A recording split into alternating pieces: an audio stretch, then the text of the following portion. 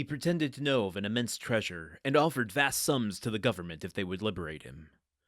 Poor devil, and is he dead? Yes, sir, 5 or 6 months ago, last February. You have a good memory, sir, to recollect dates so well.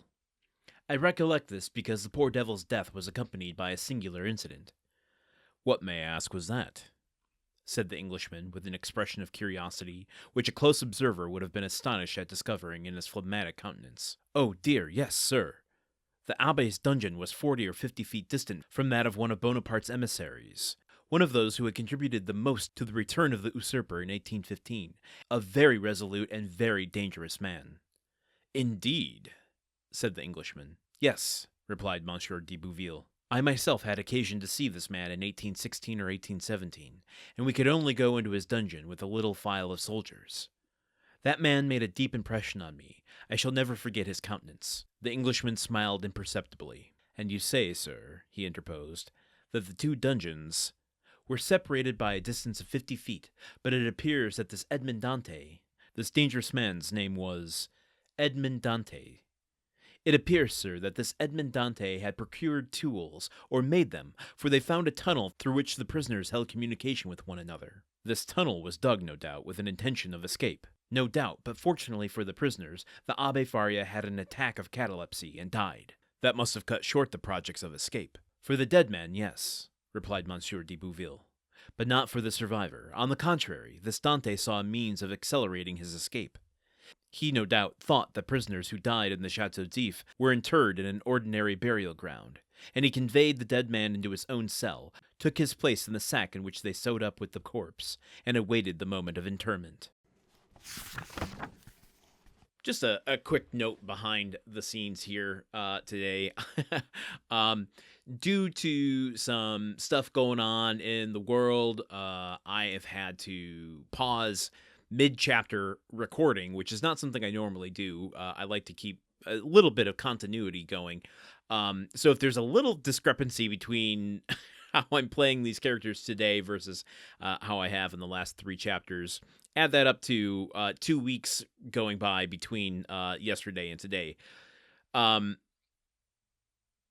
Also, just another note behind the scenes, I usually record these episodes in the daytime, like roughly around 10:30 a.m., and I'm recording this at night for the first time since starting the show. I don't know what that effect is going to have on the end product, but I imagine it changes my voice a little bit, changes my pacing. I'm not so hopped up on caffeine. I might be going a little bit slower. Maybe I'm going a little too fast. I'm not sure. All of this to say that there might be some performance differences between the last 3 episodes of this chapter and the remaining episodes of this chapter.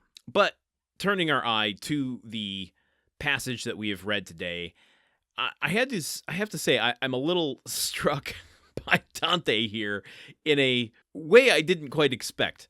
And I don't know that it was taking the time off that has given me this perspective, but this almost feels like a serial killer returning to the scene of the crime to relive his actions. I mean, I know it's not. Dante is clearly not deranged in that way, but like, is he getting a little bit of pleasure out of hearing somebody else explain his plan to him? I mean, there's this line here where Boville says they were separated by a distance of 50 feet, but it appears that this Edmond Dantès. And then Dante goes, this dangerous man's name was Edmond Dantès. Like, he clearly knows what's going on here, and he's egging the inspector on to spell it out for him. Like, he's relishing every little detail. Just a idiosyncratic little detail of Dante here. And I don't quite know what he's getting out of learning about this. I mean, I guess he's learning where the army is, where the prisons are as far as coming after him. What do they know about his situation? Do they think he's dead? Do they think he's alive? Clearly, they have figured out what his plan was. So do they think he's dead? Do they not think he's dead? I guess there's only one way to find out, and that's to continue here tomorrow. So join me here then, won't you? Okay, goodbye. The Countdown of Monte Cristo is part of the Gruntwork Podcast Network.